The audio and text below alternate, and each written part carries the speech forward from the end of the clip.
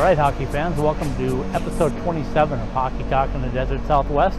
You can see behind me, we're standing here in the beautiful Tucson Arena, Tucson, Arizona. It's been Tucson week. It's been an exciting time for the Roadrunners and everybody here in Tucson to actually get a chance to honor their captain. Their captain of actually less than 1 year, Craig Cunningham, was honored tonight before tonight's game, which turned out to be a 4-1 victory. I want to thank our guests tonight. We had some great guests that you'll see on the show. The color analyst and the play-by-play man for the Roadrunners, Tim Gasson and Tom Callahan. Also had a chance to visit with Craig Cunningham and get his thoughts on life after the devastating injury he suffered. So you get a chance to see it all tonight. We just want to thank our sponsors as well for helping us out tonight. We have the University of Arizona, we've got UNLV, we have OxyPow, and of course our friends at the Ice Den Chandler and Ice Den Scottsdale, and last but not least, our friends at Oceanside Ice Arena in Tempe. We'll be right back with the start of the show, and you get a chance to see a little bit from the old Pueblo. The Ice Den Scottsdale has always been the coolest place in the desert.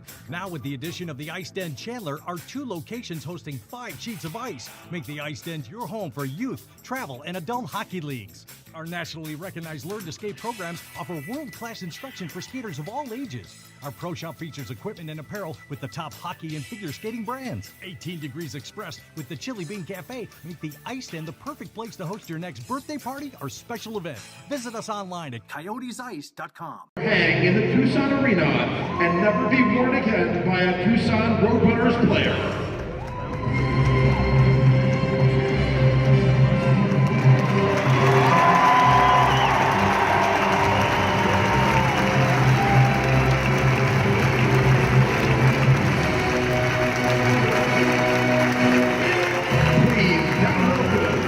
Tucson Roadrunners President Bob Hoffman and General Manager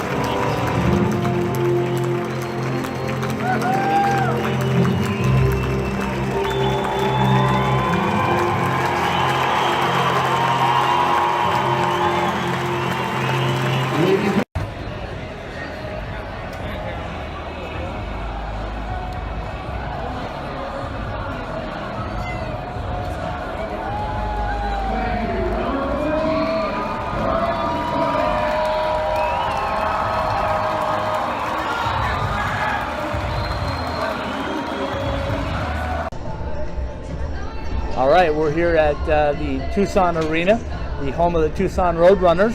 I've got a special guest with me. Go ahead, Steve. Steve Wilson. I've got the Boston Bruins jersey on. It's a familiar one to people here. It's number 61, and it's got the name of Craig Cunningham on the back. So, Steve, tell me a little bit about your connection to Craig Cunningham and what he means to you and to hockey. Well, I grew up in New England and as a Boston Bruins fan. And when I moved out to Tucson, obviously there wasn't much hockey in the area except for the U of A.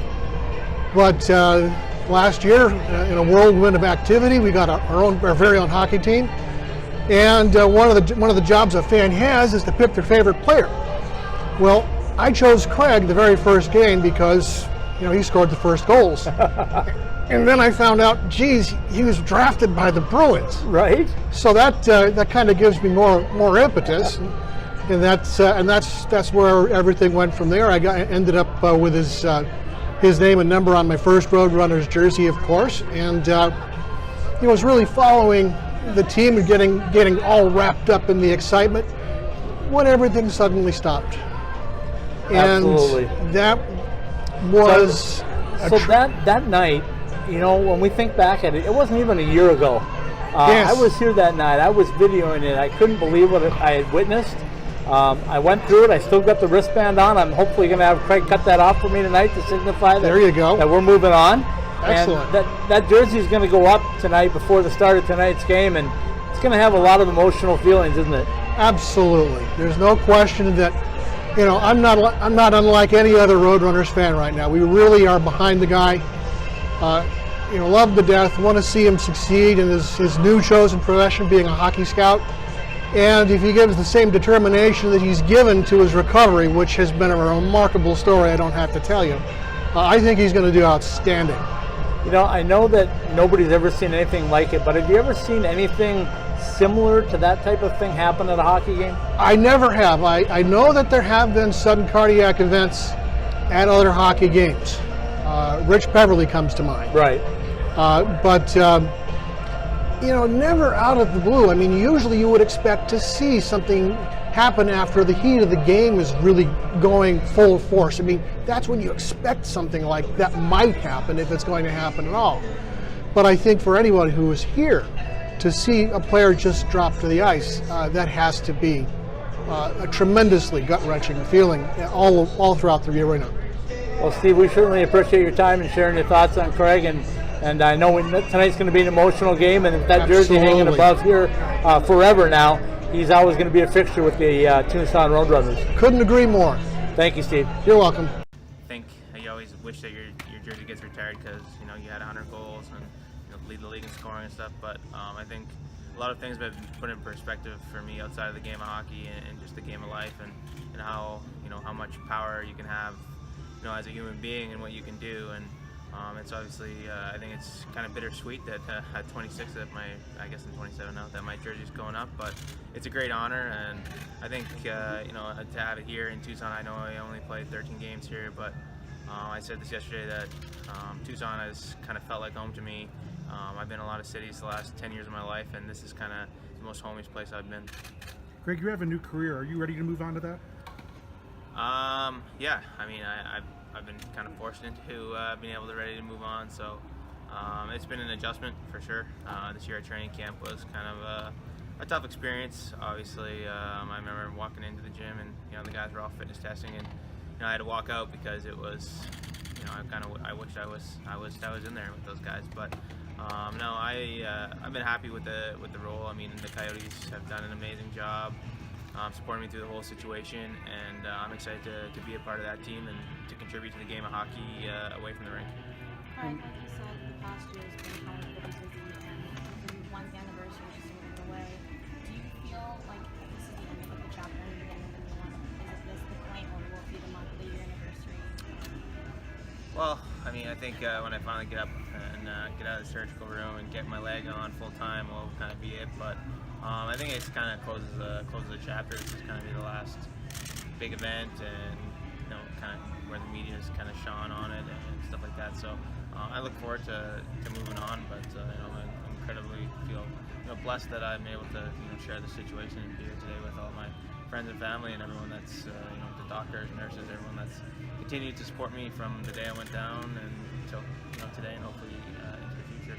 Through it all, Craig, how has the hockey community kind of helped you, or just guided you, or outpouring? I mean, what kind of things has the hockey community done for you since the incident? Well, I think being a professional athlete, no matter what sense is, you go through a lot of adversity in your life. There's a lot of ups and downs, and you got to learn to take the good with the bad and be as even keel as you can.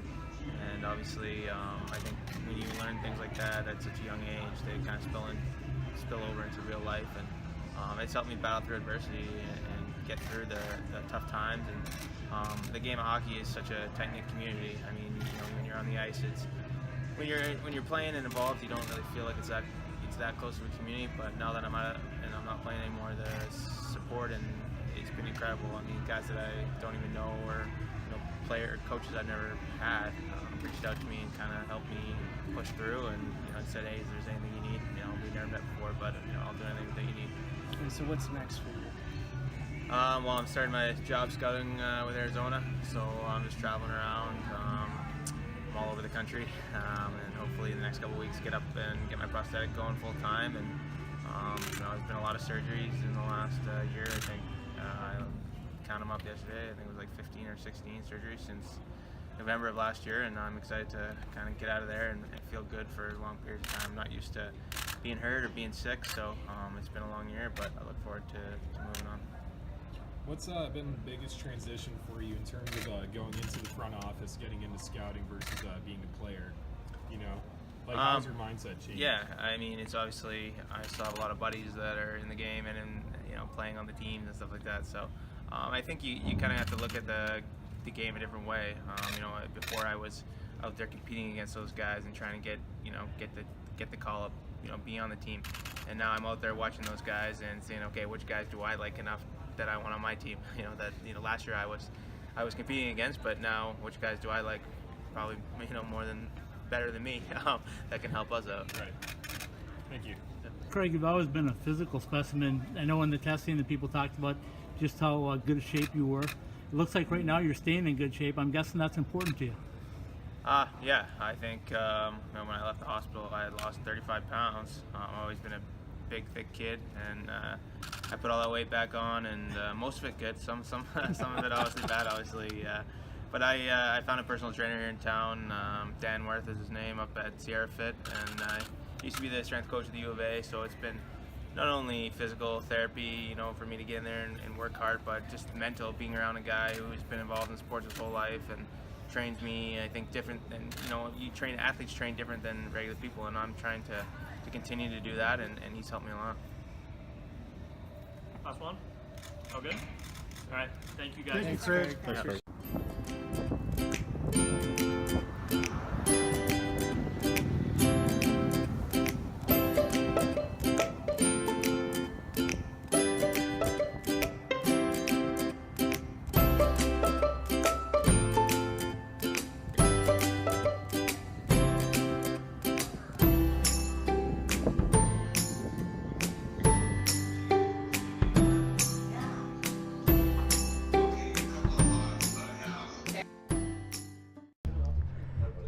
All right, we're looking at another feature game here at the University of Arizona. We're sitting here with head coach in the Arizona locker room, Chad Berman. Chad, first of all, tell me a little bit about last night in Central Oklahoma.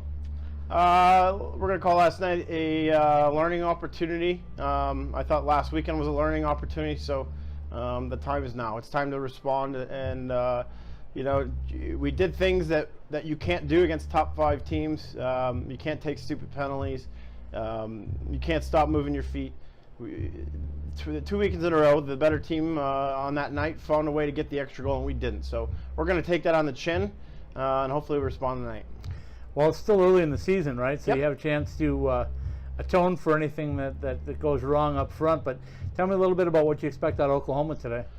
Well, it looks like a team. Oklahoma's Oklahoma. They're always a big physical team. They're going to try to wear you down. They're going to be heavy on the forecheck. So we want to get ahead of that, which means we want to get pucks up as quick as we can. But most importantly, we need to stay out of the box. We need to focus on what matters. Focus on our forecheck. We've been a bit inconsistent in that area. I expect to be a good battle. It's a bit of a rivalry anytime you play a conference opponent, and it's no different with that team. Tell me about the conference in itself right now. From what you've seen with the conference opponents, you had a chance to see almost everybody, right? Just about. Either on film or in person, definitely. We've gotten a good taste. I'm impressed. I mean, we've seen the 2 best teams. I think clearly are going to be UCO and Colorado, and we've been right there. I came from, I took this job. I came from a team that did the climb to get to number 2 with RMU, and so I'm familiar with the process. And right now we're in that point of the process of we've got to get over that hump of saying we're good and actually being good. And part of that is making sure we're taking care of what we can control. So we got to stay out of the yipping. We got to stay out of the unnecessary penalties on the power play and the offensive zone. That stuff's not going to cut it. So we made some we made some roster adjustments tonight, and I'm sure that message has been sent loud and clear. So tell me a little bit about your top forward line. Has been pretty solid all the way through. I saw him play a couple weeks ago when you were up in Gilbert, but tell me a little bit about that line. Well, which one? Because it depends on which night. You know, and I'm being serious. Well, so. let's talk about Larson and talk about Cusinelli and those guys. Yeah, so Larson, Plum Deck, they're funny because I treat them like the Hogan trio, almost like. It's like where they kind of got their own language, their own thing, and as long as they're within structure, we're good with that. But they're funny, the way they work together, the way they complement each other. You got Deck with his speed, playmaking ability at Plum, and then you got a guy like Lars who drives nuts and creates havoc. It's just three pieces that really work well together. We'd like to have that more consistent, but certainly that line in itself came in here and has lifted and almost created an identity to our team and what they've added. Obviously, Cusinelli is a kid who in space can be dangerous in the way he shoots the puck. Westland's one of the most consistent players you'll see in this league. He's great on faceoffs, always shows up to battle, work hard. Kid's a natural leader. We love what that kid brings. Max Mayer is a kid who can create plays in small areas. He's very good off the wall, so he's a nice complement there. You know, it's coming together, but it's not there yet. So every time I see Cusinelli on the ice and you guys need a goal, he seems to be the guy that can step up and get that. Is that something that's the way it's been all year? Or does it just happen when I'm there? Well, if it is, you're welcome back. I think that's what you see at a top 10 teams. You know, those top teams, you can have a bad night, but you have that kid who can maybe be a +1, +2 on the board for you, who can make a difference. I think Colorado State was a good example. We weren't very good in Colorado State on Thursday after travel, but then he goes and bangs in 2 quick ones and some space, and when you got a shooter like that, you can do that. It can change the feel. It can cover up a lot the way a good goalie can cover up a lot. So, you know, it's critical. Obviously, it's nice that he's a freshman. It's a nice piece we can build around moving forward, but we're awfully excited about a lot of pieces moving forward. We think Cheryl's going to be a star in net for us moving forward. The Larson Plum Deck line is going to be great for us moving forward. We got a lot of good young players. You know, Mayer's had a good start. A lot of good young pieces to be excited about. So, who's going to goal for you today? We're going with Wilso again tonight. Grizz has been good. He's been sharp. He's swallowing up pucks. Like to see him get away from the one soft goal a game. But he did enough to say that he deserves to go again. And you know, as a team and him, I expect a great response tonight. Let's finish up with the matinee game after a night game. How does that work for you guys? I'd like to have played last night, to be honest. I hate losing with a passion, and we didn't do enough to win. So as far as I'm concerned, I'd rather get in here and play right away. They got to deal with the same thing. They had to travel as well. So let's drop the puck. Let's get at it. Sounds good, Coach. Good luck tonight. Thank you. We need you. We need you. We need you to support Wildcat hockey.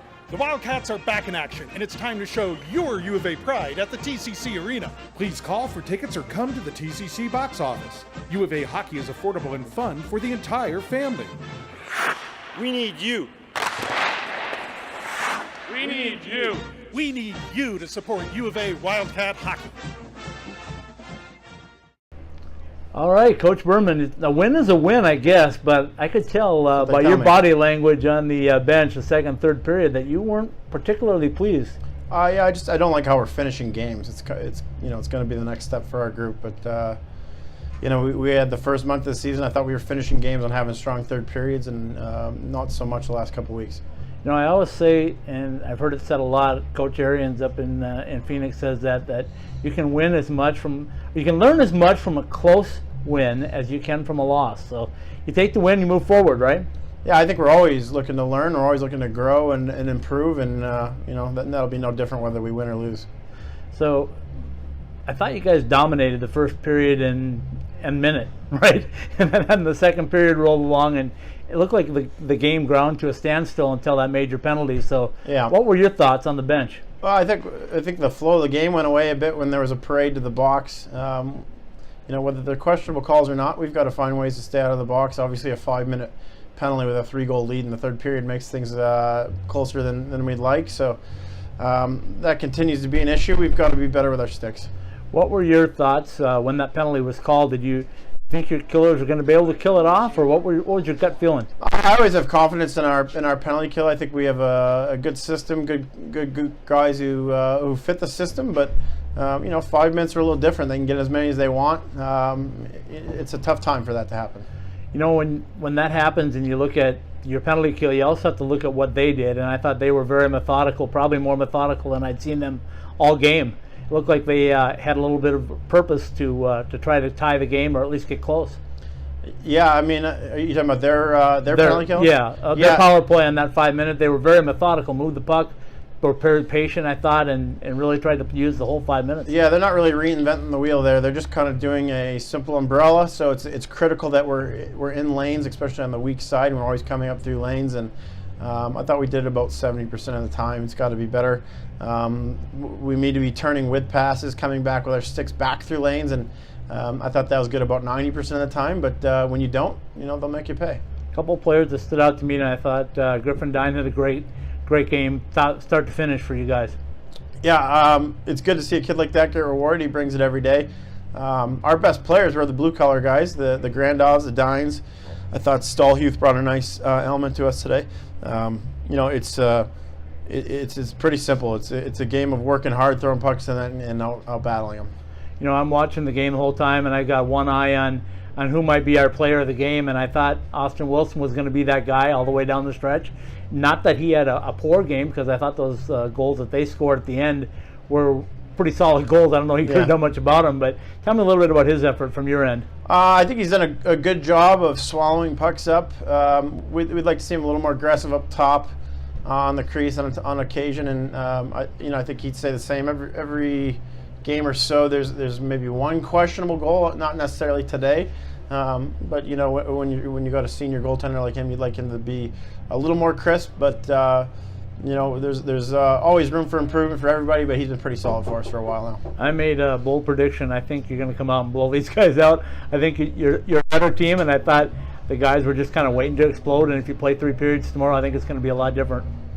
Yeah, I sure hope so. We'd like to maximize the margin a little more tomorrow, but it's going to be one shift at a time. Certainly, if we get caught up in focusing on the outcome, we're gonna lose track of what it's going to take to create that. So our focus needs to be short. Our first period needs to be good.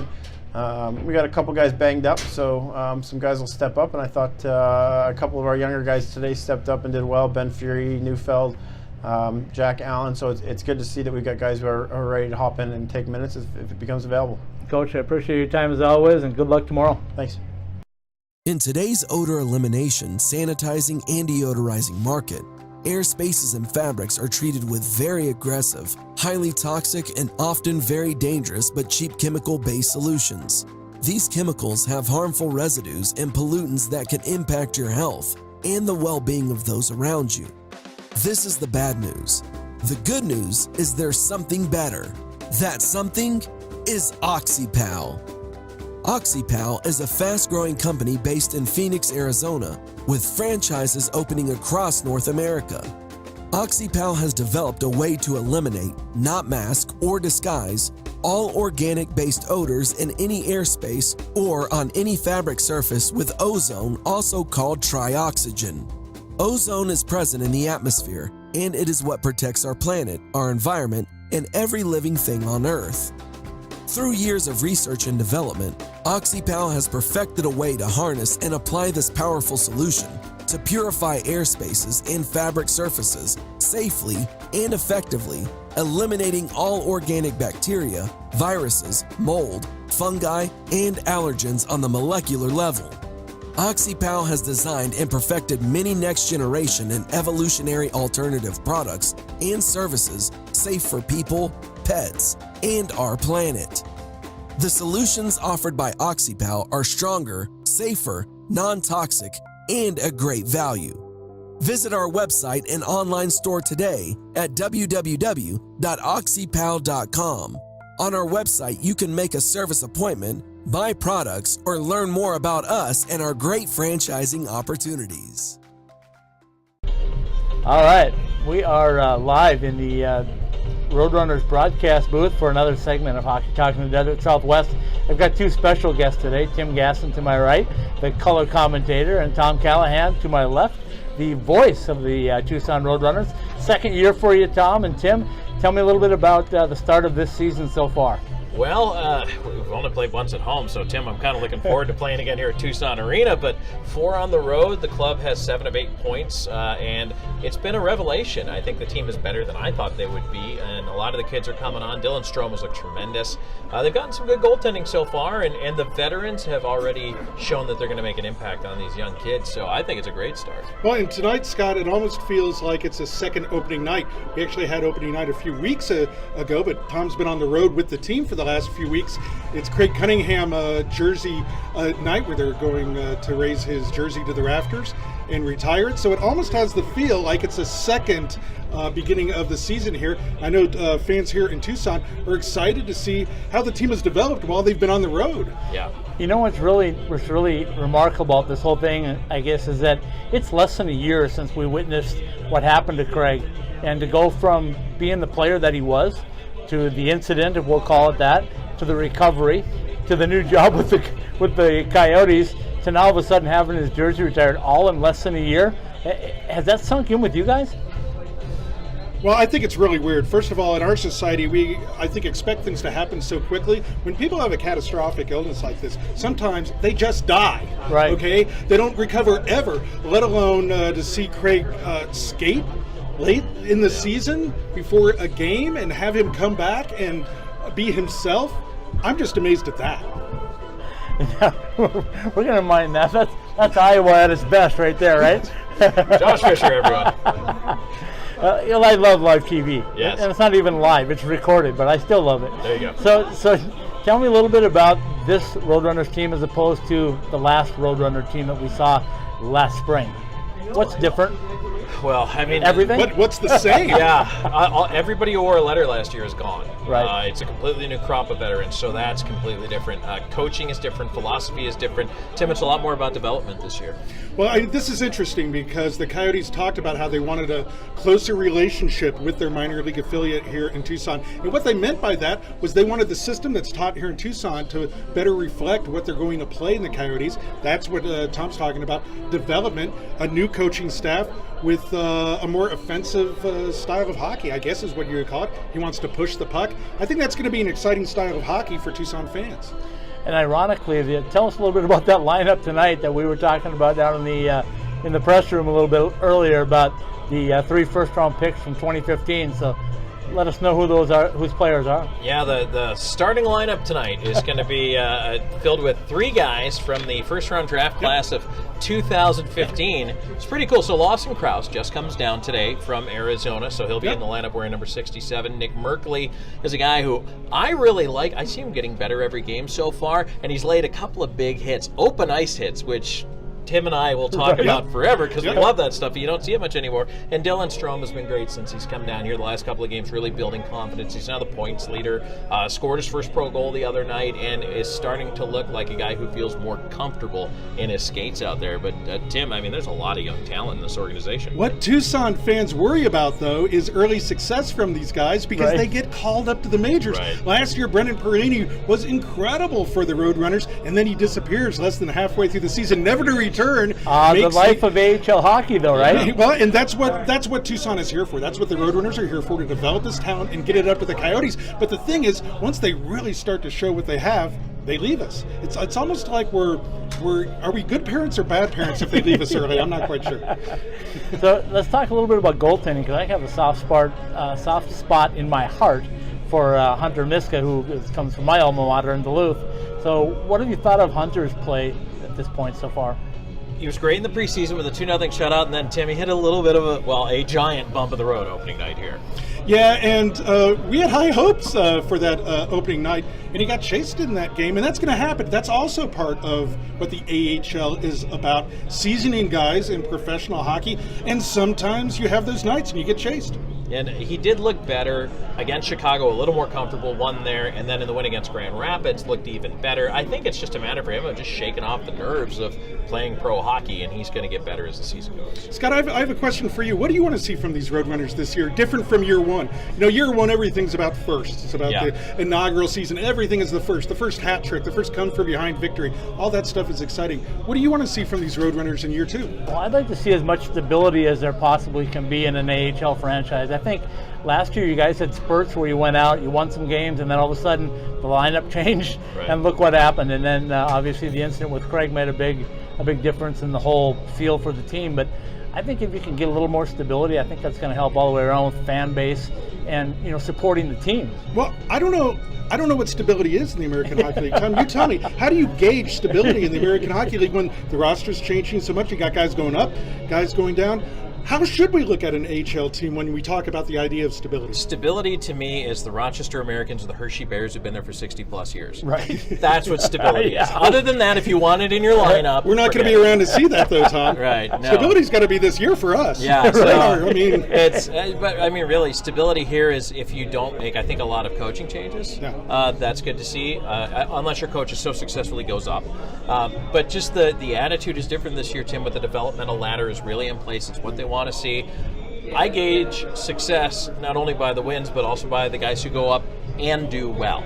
So Perlini is a great example of that last year. This year you have a chance, you get Strome down, you get Krause down. The goal is to get their confidence up so that they become productive NHLers. If that happens with these guys this year, that's success. Well, I always wonder about an AHL champion. Does that mean their NHL team was so good they didn't need those guys, or so bad that the guys who just couldn't quite get that to that level were on that team? It's really weird when you think about champions in the playoffs in the AHL, because a lot of guys are up with the parent teams late in the season, helping their teams get to the Stanley Cup playoffs. So I don't know if there is stability in the American Hockey League. You have to roll with the punches, see who's in the lineup that night, and see what your team can do over.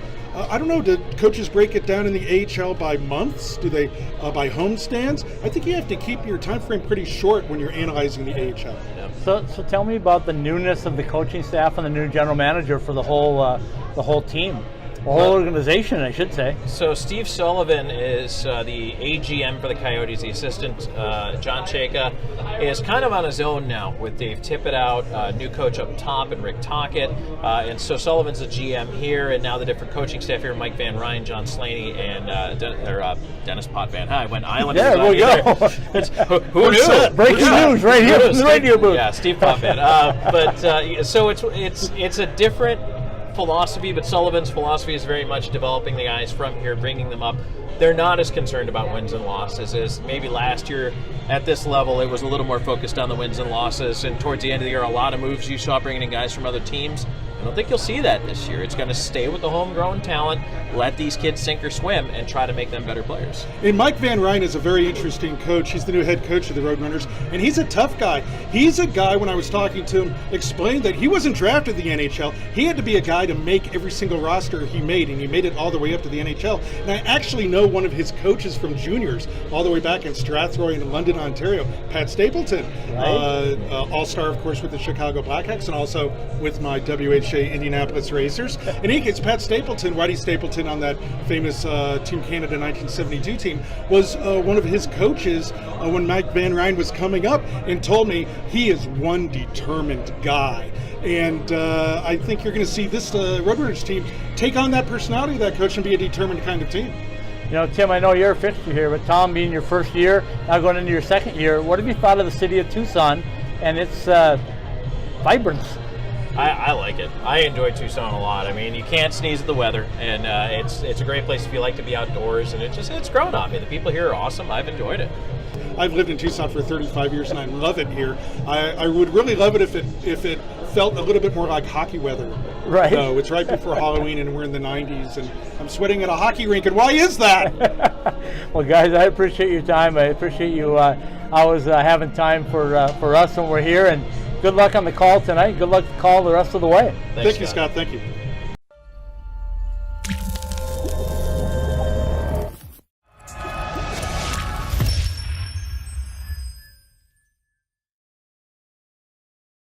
All right, folks, that's another edition of Hockey Talk in the Desert Southwest. We wrapped up episode 27 today, a day spent in Tucson, Arizona, having a chance to see the University of Arizona get a win over Oklahoma, and then a chance this evening to see the Tucson Roadrunners get a nice 4-1 victory over the Iowa Wild here in what we're calling, what everybody's calling, the night for Craig Cunningham, the opportunity to retire his jersey, say thank you to Craig for everything he's done for this program and just for hockey in general and life in general.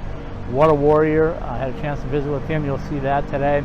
Also had a chance to visit with the color analyst for University of Arizona and the Roadrunners, Tim Gasson, and his partner, the play-by-play man for the Roadrunners, Tom Callahan. So put it all together. It's a great show, great opportunity to come to the old Pueblo, and we'll be back. So for episode 27 here in Hockey Talk in the Desert Southwest, that's a wrap.